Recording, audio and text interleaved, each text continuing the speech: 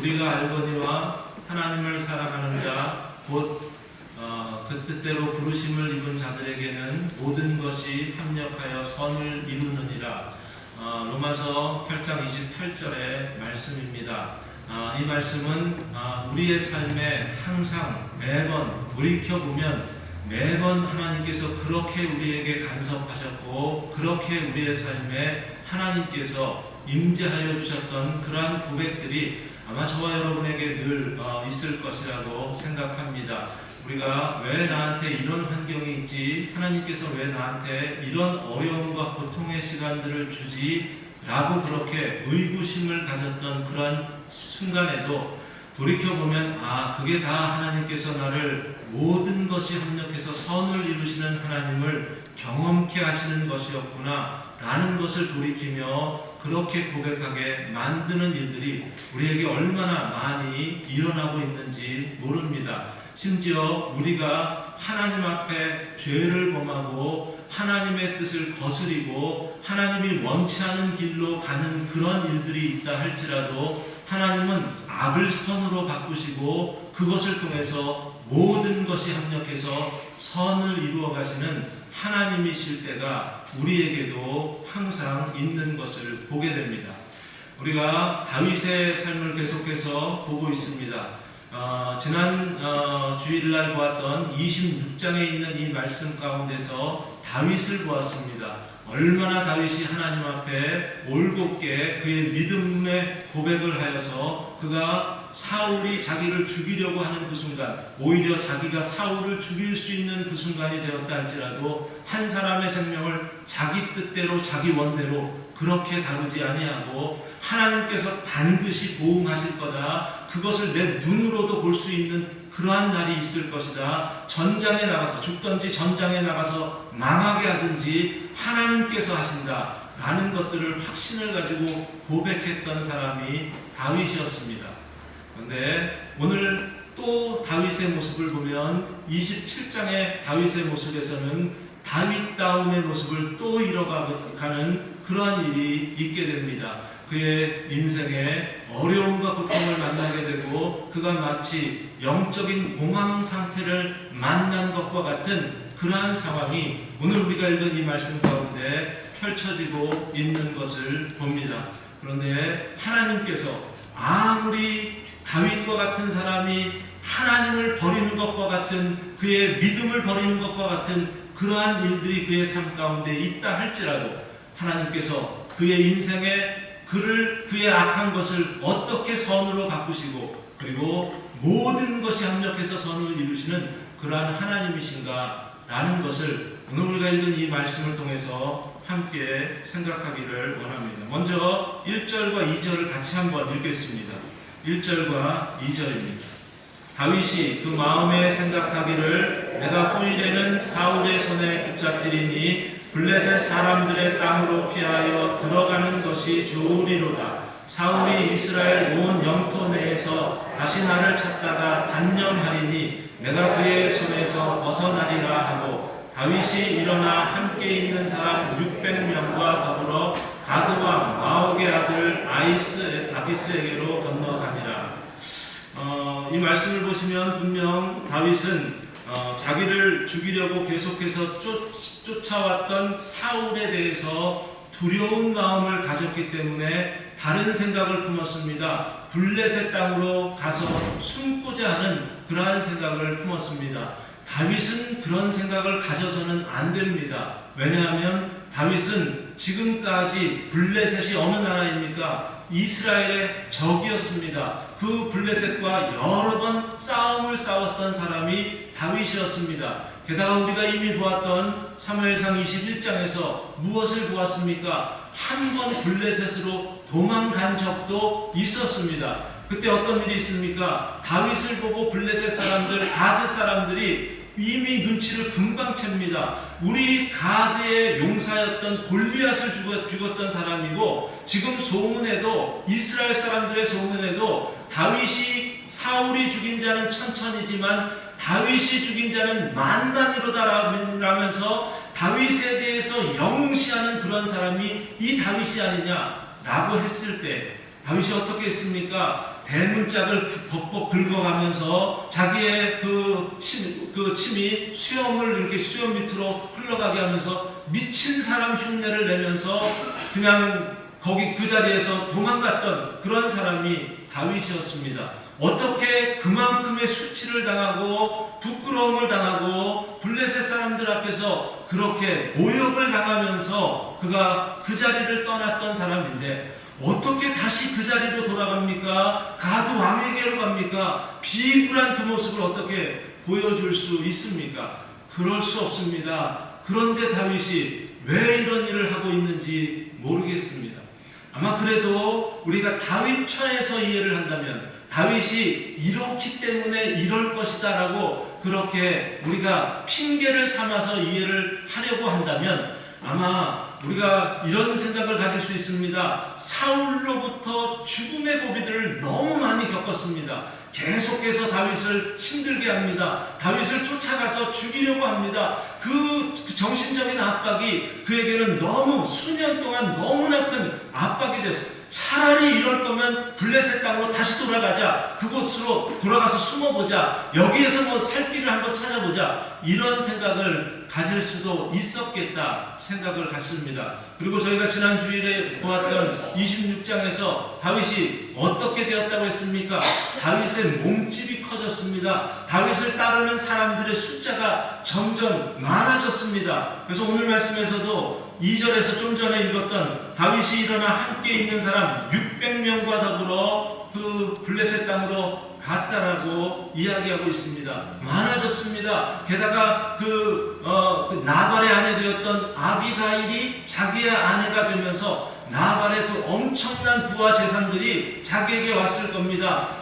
3,000마리의 양과 1,000마리의 염소가 다윗 소유에 있게 되는 그러한 일들이 있을 때 거동이 불편할 정도의 상황이 되었을 때 여러분 600명이 왔다고 하면은 뭐 이전에도 600명이었는데 지금도 600명 아니냐, 뭐 변한 숫자가 변한 것이 아니냐 이렇게 생각할 수 있는데 그 25장에 있는 말씀을 보면 이런 말씀이 있습니다. 다윗이 자기 사람들에게 이르되 너희는 각기 칼을 차라 하니 각기 칼을 차매 다윗도 자기 칼을 차고 400명가량은 데리고 올라가고 200명은 소유물 곁에 있게 하니라. 이 말씀은 400명은 칼을 차고 데리고 가고 200명은 칼을 차고 소유물 곁에 있게 한 것은 숫자가 600명이라는 이 숫자는 칼을 차고 전쟁에 나갈 만한 이스라엘 백성들이 그 당시에 20세 이상인 사람들, 이 사람들이 600명이었다는 이야기입니다.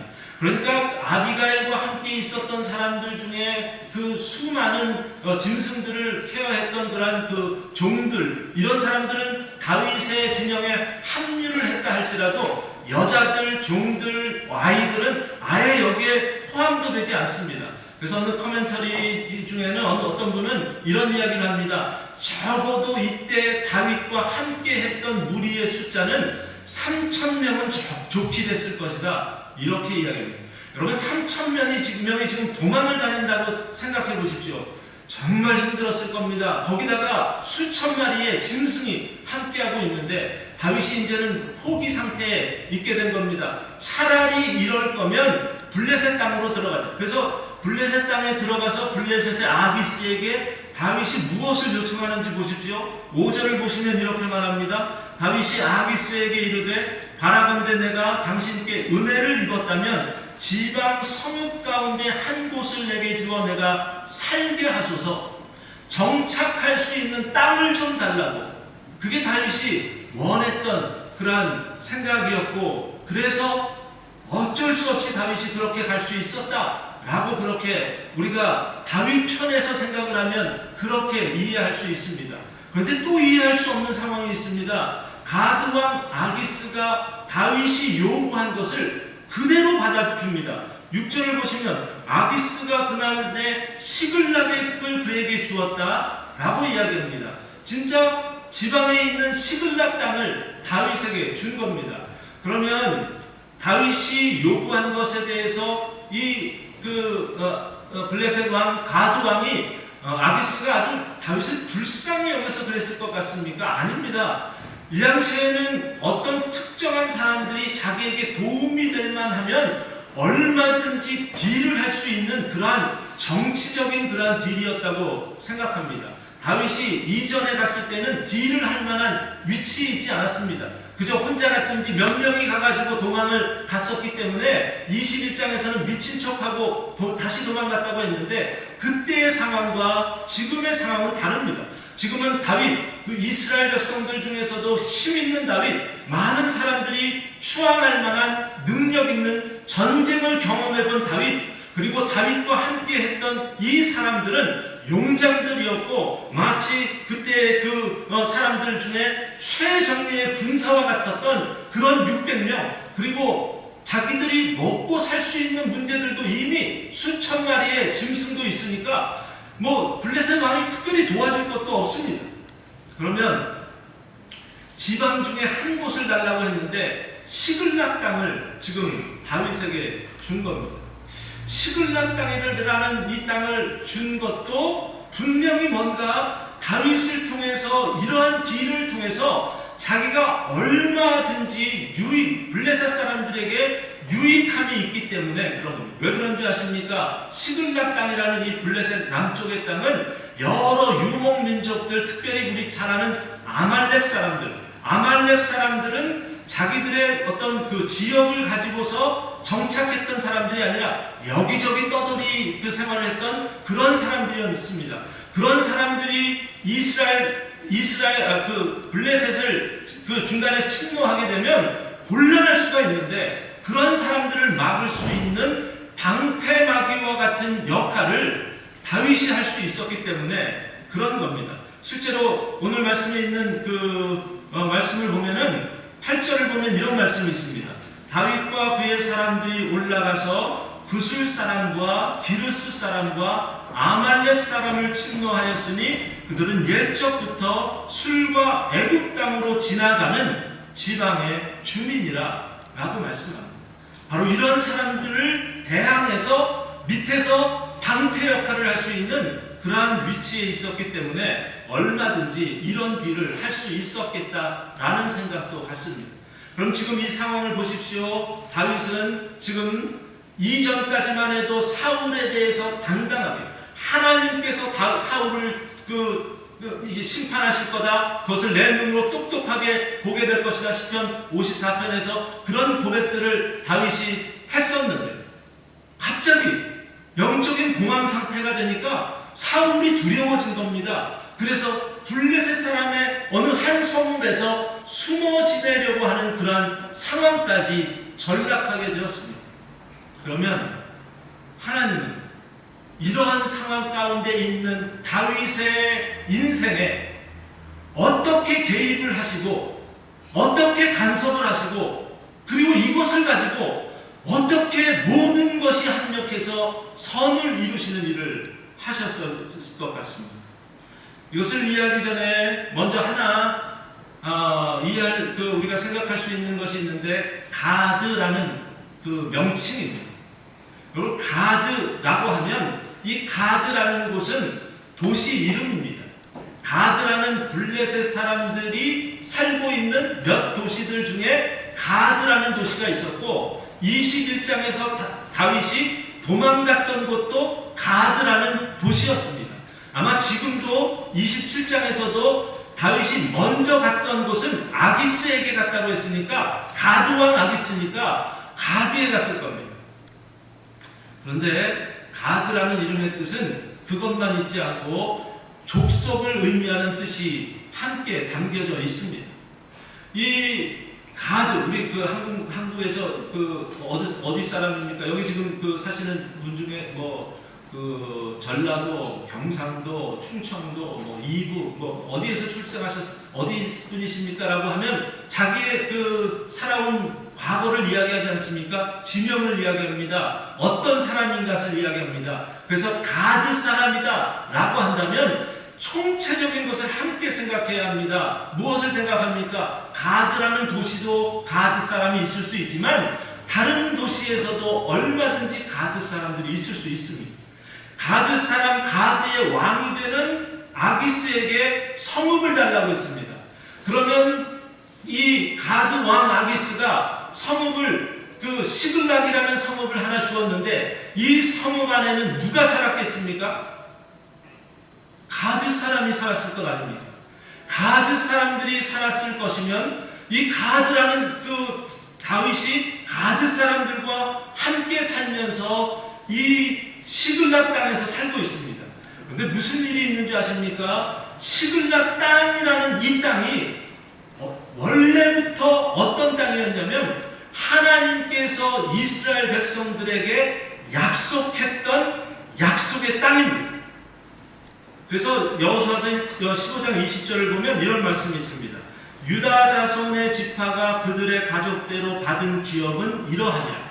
이스라엘의 12지파 중에서 유다 지파 사람들이 하나님으로부터 받은 그 분배받은 땅이 이런 곳이다라고 설명을 하다가 15장 31절을 보면 시글락과 만만나와 산산나와 이렇게 이야기합니다.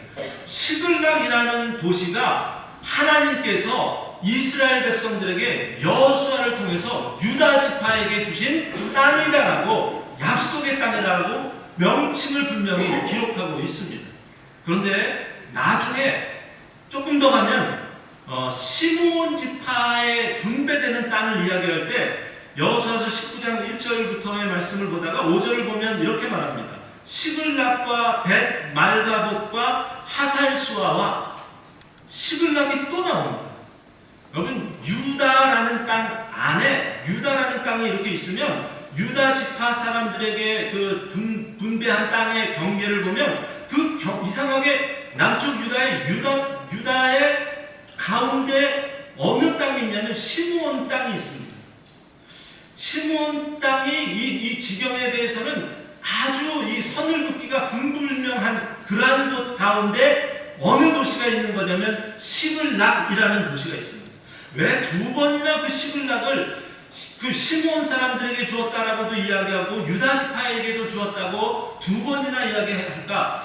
이게 그 유다 지파에도 속한 것이고 시므온에도 속한 것이기 때문에 그런 식으로 이야기하지 않았을까? 그러나 우리가 분명히 알 수 있는 것이 있습니다. 두 번이나 반복하면서 하나님께서 말씀하신 시글락이라는 이 장소는 하나님이 여호수아를 통해서 이스라엘 백성들에게 약속한 땅이다라는 겁니다. 그런데 여호수아 때부터 지금까지 한 번도 이스라엘 백성들이 시글락 땅을 자기의 땅으로 클레임을 한 적이 없습니다. 한 번도 없습니다.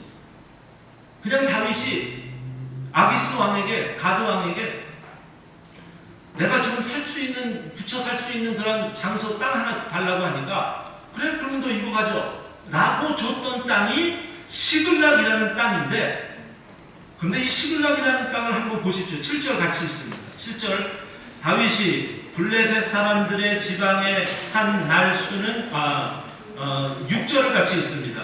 아기스가 그날에 시글락을 그에게 주었으므로 시글락이 오늘까지 유다 왕에게 속합니다. 다윗에게 준 이후로는 유다 땅이 되었더라 이 말입니다.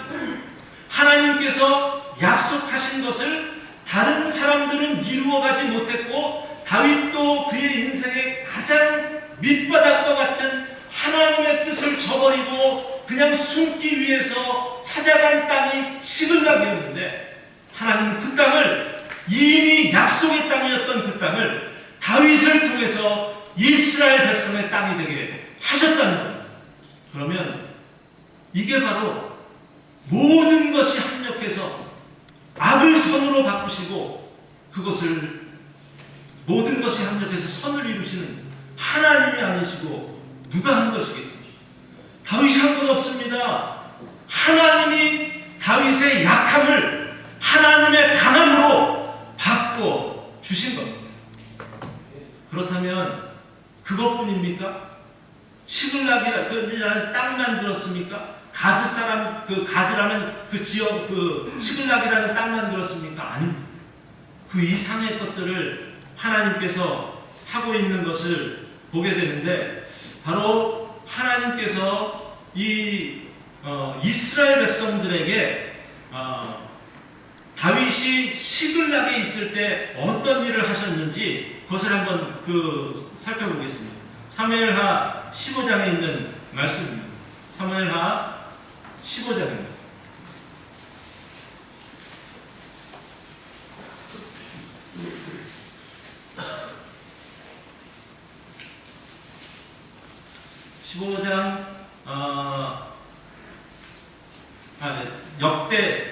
역대상입니다. 역대상 12장입니다. 역대상 사무엘하 15장은 좀 이따 다시 보겠습니다. 역대상 12장입니다. 역대상 12장은 다윗이 시글락에 있을 때 어떤 사람들이 다윗을 찾아서 도와주었는지를 소개하고 있는 성경입니다. 12장 1절에 있는 말씀을 보면 다윗이 기스의 아들 사울로 말미암아 시글락에 숨어 있을 때 그에게 와서 싸움을 도운 용사 중에 든 자가 있었으니 그들은 활을 가지며 좌우 손을 놀려 물매도 던지며 화살도 쏘는 자요 베냐민 지파 사울의 동족이라고 얘기합니다. 여러분, 시글락에 도망가 있는데 누가 지금 다윗을 돕기 위해서 찾아오냐면 베냐민 사람들, 사울 편에 서야 할 사람들이 다윗을 쫓아서 시글락까지 먼 이방 땅이 되었던 그곳까지 찾아와서 다윗 편에 선 용사들이 됩니다. 그리고 8절부터 있는 말씀을 보면 갓 사람 중에서 광야에 있는 요새에 이르러 다윗에게 돌아온 자가 있었다라고 이야기하면서 갓 사람들의 이름들을 나열하고 있습니다. 그리고 16절을 보면 다시 베냐민 사람들을 이야기하면서 베냐민과 유다 자손 중에서 요새에 이르러 다윗에게 나왔다라고 이야기합니다. 베냐민 사람들 그리고 다윗의 지파였던 유다 지파 사람들이 다윗을 도와주었다라고 이야기합니다. 20절을 보시면 다윗이 시글락으로 갈 때 므낫세 지파에서 그에게로 돌아온 자는 또 그 사람들의 이름을 나열하고 있습니다. 이스라엘의 여러 지파 사람들이 다윗은 숨어서 하나님의 명령은 어떤 그 약속을 지키지 못하고 도망가서 이방 땅에서 숨어서 지내고 있는데 하나님께서는 이 사람 저 사람 이 지파 사람 저 지파 사람을 계속해서 붙여지는 일을 합니다. 그리고 22절을 같이 한번 읽습니다. 역대상 12장 22절입니다. 그때 사람이 날마다 다윗에게로 돌아와서 돕고자 하매 큰 군대를 이루어 하나님의 군대와 같았다. 희한하지 않습니까? 시글락이 하나님의 군대가 세워지는 그러한 장소가 되었다고 이야기합니다. 시글락에 이스라엘 백성들이 왔습니다. 더 많이 모여져서 이제 600명이 더 많은 사람, 한 3,000명이 더 많은 사람들로 하나님의 군대를 이루어가게 되었다라고 말씀을 합니다. 이스라엘 백성들만 그렇게 모였을 것 같습니까? 아닙니다. 블레셋의 가드 사람들도 다윗이 시글락에서 살아가는, 물론 그가 영적인 공안과 정체성을 제대로 잊지 못하고 그곳까지 갔지만 그곳에 있으면서 하나님 앞에서 바로 사는 그 모습을 보면서 감동한 사람들이 있었습니다. 그들 중에 이런 사람이 있습니다. 바로 오벳 에돔과 같은 사람입니다. 여러분, 오벳 에돔이 누군지 아십니까? 오벳 에돔이 이스라엘 다윗이 왕이 된 이후에 이스라엘의 그 휘장이, 언약궤가 휘장 가운데 있는 것을 보면서 한탄을 하면서 내가 언젠가는 이 언약궤를 다윗 성으로 내 옆에 모셔야지라는 그러한 생각을 가지다가 다윗이 3만 명을 동원합니다. 언약궤 하나 옮기는데 그렇게 하지 않아도 되는데 3만 명을 동원해서 가드에서 언약궤를 광야에 있는 언약궤를 갖다가 이제 자기의 휘장에 있는 언약궤를 다윗성으로 옮기고 있었습니다. 근데 무슨 일이 있습니까? 소들이 막 갑자기 뛰는 바람에 이 언약궤가 막 흔들리니까 웃사라는 사람이 그 언약궤를 막다가 그 자리에서 죽게 됩니다. 그 자리에서 죽게 되었을 때 다윗이 어떤 일을 하는지 한번 보십시오. 그 사무엘하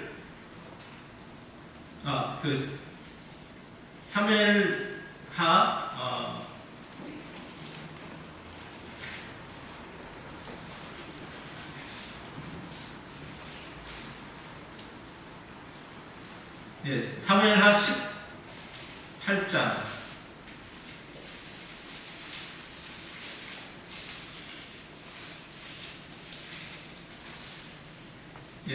제가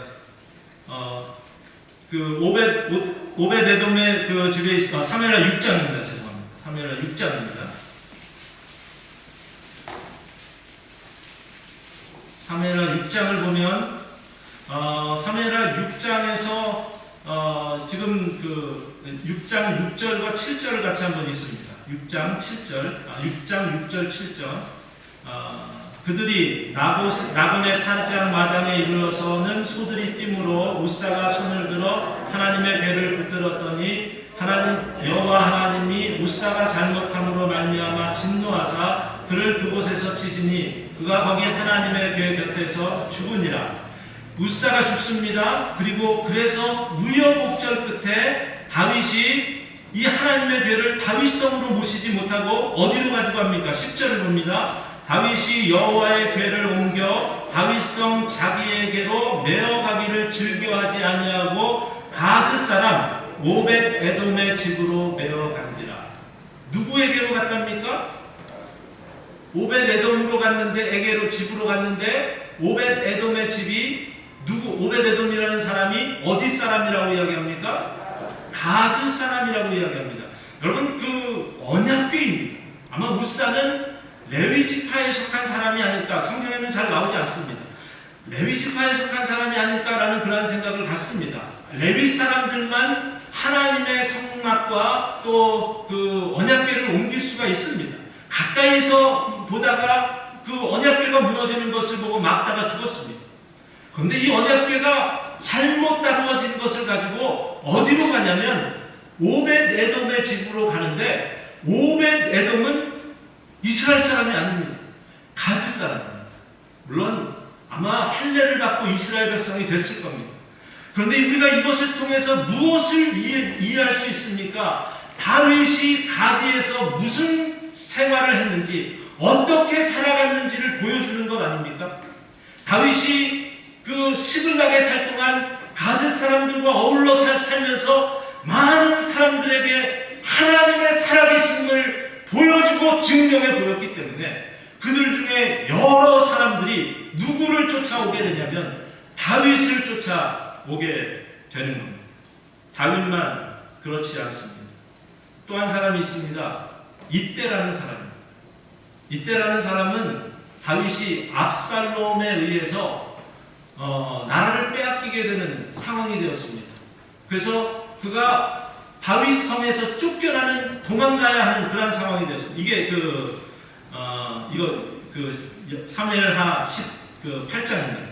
15장입니다. 같이 한번 읽습니다. 사무엘하 15장 14절.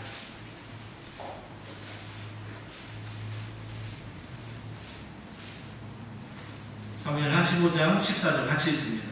다윗이 예루살렘에 함께 있는 그의 모든 신하들에게 이르되 일어나 도망가자. 그렇지 아니하면 우리 중 한 사람도 압살롬에게서 피하지 못하리라. 빨리 가자. 두렵건대 그가 우리를 급히 따라와 우리를 해하고 칼날로 성읍을 칠까 하노라. 압살롬이 두려웠습니다. 마치 오늘 말씀에서 사울이 두려워서 도망하는 것과 똑같이 자기의 아들 압살롬이 정권을 잡으려고 했고 자기를 죽이려고 하니까 두려워서 도망가는 상황이었습니다. 그런데 도망가는 그 문턱에서 무슨 일이 있게 되냐면 좀 더 내려가셔서 제가 18절부터 읽습니다. 그의 모든 신하들이 그의 곁으로 지나가고 모든 그렛 사람과 모든 블레셋 사람과 및 왕을 따라 가드에서 온 모든 가드 사람 600명이 왕 앞으로 행진하니라. 가드 사람 몇 명이랍니까? 600명이랍니다. 다윗이 가드 지방을 2번 갔습니다. 21장에서 갔었을 때에는 그냥 그 대문짝을 벅벅거리면서 미친 사람 흉내냈고 그냥 침을 질질 흘리면서 미친 사람 흉내내서 그냥 도망갔습니다. 아마 이때 그 모습을 보고서 감동했던 사람은 아무도 없을 겁니다. 시글락입니다. 시글락에서 1년 4개월을 지냈습니다. 1년 4개월을 지내면서 시글락에 있었던 가드 사람들에게 감동을 줄 수밖에 없습니다. 하나님의 능력을 보여주었습니다. 이들이 나중에 다윗이 자기 아들에게서 도망가는 그 상황에 갑자기 나타나서 우리가 당신과 함께 하겠습니다 라고 이야기합니다. 그때 다윗이 이렇게 이야기합니다. 그때 왕이 가드 사람 이때에게 이르되 어찌하여 너도 우리와 함께 가느냐? 너는 쫓겨난 나그네이니 돌아가서 왕과 함께 네 곳에 있으라. 너는 어제 왔고 나는 정처 없이 가니 오늘 어찌 너를 우리와 함께 떠돌아다니게 하리요? 너도 돌아가고 내 동포들도 데려가라. 은혜와 진리가 너와 함께 있기를 원하노라. 야, 너 가드 사람 아니냐? 가드 왕에게로 가고 네 왕에게로 가고 이 600명 내 동포들도 데려가. 왜 나 때문에 너희가 고생을 하니? 라고 이야기를 하는데 가드 이때라는 사람이 다윗에게 이런 이야기를 합니다. 이때가 왕께 대답하여 이르되 여호와의 살아계심과 내 주 왕의 살아계심으로 맹세하오나니 진실로 내 주 왕께서 어느 곳에 계시든지 사나 죽으나 종도 그곳에 있겠나이다. 마치 룻이 오르가를 쫓을 때 시어머니의 하나님이 내 하나님이 됩니다. 내가 죽기까지 따를 겁니다 라고 고백했던 것과 같이 지금 이때라는 그 가드 사람인데 600명을 데리고 와서 다윗이 그것도 왕의 위치에 있는 것도 아니고 아들에 의해서 비참하게 쫓겨나는 순간에 찾아와서 우리가 당신과 함께 하겠습니다. 아니 가 필요 없어. 너 왕에게 가. 그게 더 좋을 거야. 아닙니다. 당신의 하나님 여호와의 살아계심으로 맹세합니다. 사나 죽으나 당신을 위해서 충성하겠습니다. 어떻게 이런 고백이 가능합니까? 다윗으로는 할 수 없는 고백입니다.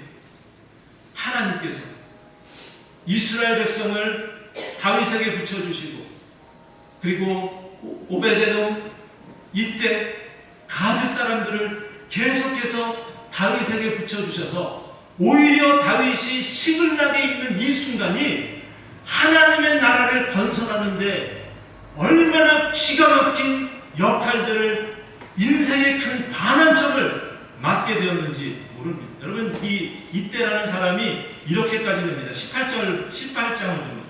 18장 사무엘하 18장입니다. 사무엘하 18장 1절과 2절을 같이 읽습니다. 사무엘하 18장 1절 2절입니다. 이에 다윗이 그와 함께한 백성을 찾아가서 천부장과 백부장을 그들 위에 세우고 다윗이 그의 백성을 내보낼세 3분의 1은 요압에 비하에 3분의 1은 수리아의 아들 요압의 동생 아비새에 비하에 넘기고 3분의 1은 가드 사람 이때에 비하에 넘기고 왕이 백성에게 이르되 나도 반드시 너희와 함께 나가리라.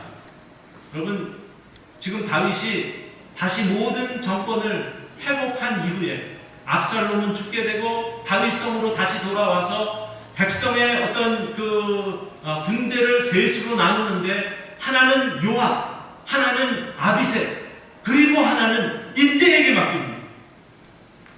군대 전체를 아비새와 요압은 누구냐면 다윗의 측근입니다. 다윗의 사촌들입니다. 조카들입니다. 이들에게 맡기는 것은 당연할 수 있습니다. 다윗이 도망갔을 때 함께했던 사람들입니다. 그런데 이때가 가드 사람인데 블레셋 사람인데 이때가 이스라엘의 군대를 인도하는 군장과 같은 사람으로 사용하게 되는 것을 보게 됩니다. 하나님은 이상합니다. 우리가 인생의 가장 힘들고 어려운 순간, 아니 우리가 그냥 하나님 앞에 큰 죄를 범하고 하나님의 약속을 지키려고 하지도 않고 그 약속을 저버리고 인생의 가장 큰 영적인 공황 상태에 빠져 있을 때에도 하나님은 우리를 포기하지 않습니다. 하나님은 끝까지 우리의 삶 가운데 개입해서 그것을 하나님의 손으로 바꾸어 주신다는 사실입니다. 우리가 커피 브레이크를 통해서 사도행전을 보고 있습니다. 사도행전에 있는 말씀을 보면 그 교회가 성장을 하다가 큰 위기를 맞습니다. 진통을 겪습니다. 스데반이 죽은 이후에 이 바울이었던 사울이 아주 그냥 살기가 등등해서 이 교회를 핍박하는 그런 사람들로 많아집니다.